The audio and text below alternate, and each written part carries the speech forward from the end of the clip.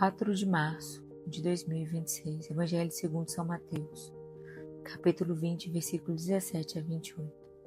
Naquele tempo, enquanto Jesus subia para Jerusalém, ele tomou os 12 discípulos à parte e durante a caminhada disse-lhes: Eis que estamos subindo para Jerusalém, e o Filho do Homem será entregue aos sumos sacerdotes e aos mestres da lei.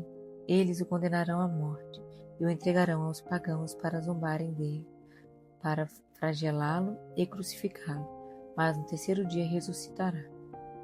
A mãe dos filhos de Zebedeu aproximou-se de Jesus com seus filhos e ajoelhou-se com a intenção de fazer um pedido. Jesus perguntou: O que tu queres? Ela respondeu: Manda que estes meus 2 filhos se sentem no teu reino, um à tua direita e outro à tua esquerda. Jesus então respondeu-lhes: Não sabeis o que estáis pedindo. Por acaso podeis beber o cálice que eu vou beber? Eles responderam: Podemos. Então Jesus lhes disse: De fato, vós bebereis do meu cálice, mas não depende de mim conceder o lugar à minha direita ou à minha esquerda. Meu Pai é quem dará esses lugares, àqueles para os quais ele os preparou. Quando os outros 10 discípulos ouviram isso, ficaram irritados contra os 2 irmãos. Jesus, porém, chamou-os e disse: Vós sabeis que os chefes das nações têm poder sobre elas, e os grandes os oprimem. Entre vós não deverá ser assim. Quem quiser tornar-se grande, torne-se vosso servidor. Quem quiser ser o primeiro, seja vosso servo.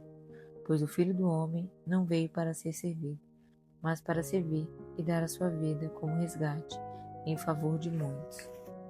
Vejamos agora a interpretação desta palavra viva, à luz da Catena Áurea de Santo Tomás de Aquino. Segundo Pseudo Crisóstomo, toda a salvação dos homens está posta na morte de Cristo, e por nenhuma outra coisa devemos dar tantas graças a Deus como pela morte do Senhor. Por isso ele anuncia aos seus discípulos em segredo o mistério de sua morte, porque o melhor tesouro sempre se encerra nos melhores vasos. Se outros tivessem ouvido falar da paixão do Senhor, provavelmente teriam se assustado, caso fossem homens, pela debilidade de sua fé, e se fossem mulheres, por causa da sensibilidade de sua natureza, teriam derramado lágrimas abundantes. Segundo Orígenes, dessas palavras do Senhor devemos saber que frequentemente, mesmo sabendo que também passaremos por tentações, devemos oferecer-nos a nós mesmos. Mas antes foi dito: quando vos perseguirem em uma cidade, fugi para outra. É próprio do sábio em Cristo conhecer qual tempo exige o afastamento e qual, por outro lado, exige o ir de encontro ao perigo. Segundo São Jerônimo, muitas vezes o Senhor falou com seus discípulos sobre sua paixão, mas como era fácil que entre tantas questões que haviam tratado não tivessem recordado o que ouviram sobre este ponto, ao ir a Jerusalém e levando em sua companhia os apóstolos, prepararam-os para a tentação, a fim de que se não escandalizassem quando vissem a perseguição e a ignomínia da cruz. Segundo Pseudo Crisóstomo, anunciou-lhes antecipadamente para que aprendessem que iam em direção à paixão, sabendo de antemão e querendo. Mas no começo previu-lhes somente sua morte. Quando, por outro lado, já estavam mais exercitados, introduziu outras informações, a saber, que queria e seria entregue ao gentio. Segundo São Jerônimo, como o Senhor havia dito, ele ressuscitaria ao terceiro dia. Uma mulher acreditou que o Senhor reinaria depois de ressuscitado. Com a curiosidade própria de seu sexo e sem se recordar do que havia de realizar depois, ela quer usufruir daquilo que vê como presente. Por isso se diz, então, aproximou-se dele a mãe dos filhos de Zebedeu com seus filhos.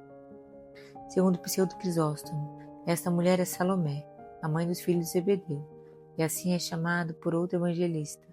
Seu nome significa pacífica, e ela realmente o é, porque foi mãe dos filhos da paz. O que confere grande louvor a esta mulher é que não somente seus filhos abandonaram seu pai, mas ela mesma deixou seu esposo e seguiu a Cristo. Seu marido podia viver sem ela, mas ela não podia se salvar sem Cristo. A não ser que alguém diga que Zebedeu tinha morrido no tempo entre os chamados apóstolos e a paixão do Senhor. Ela, apesar de seu sexo frágil e de uma idade em que já não tinha muitas forças, ela seguiu a Cristo, porque a fé não envelhece, nem a religião sente fadiga. Seu afeto natural a fez atrevida, por isso disse, prostrando-se para lhe fazer um pedido, ou seja, ela pede depois de mostrar reverência, a fim de garantir o que pede, e segue-se. Ele disse-lhe, que queres? Pergunta o Senhor, não porque ignore o que ela quer, mas com o fim de, ao expor sua petição, mostrar que seu pedido era irracional. E ela respondeu, ordena que estes meus 2 filhos se sentem. Segundo Orígenes, assim como nos reinos do mundo se tem por mais honrados os que se sentam junto ao rei, não é de se admirar que uma mulher, em sua natural simplicidade e inexperiência, acreditasse que estava no dever de fazer esta petição ao Senhor. Até os próprios irmãos, sendo ainda imperfeitos, não tinham ideias mais elevadas sobre o reino de Cristo e pensaram coisas deste tipo com respeito aos que se sentarão com Jesus.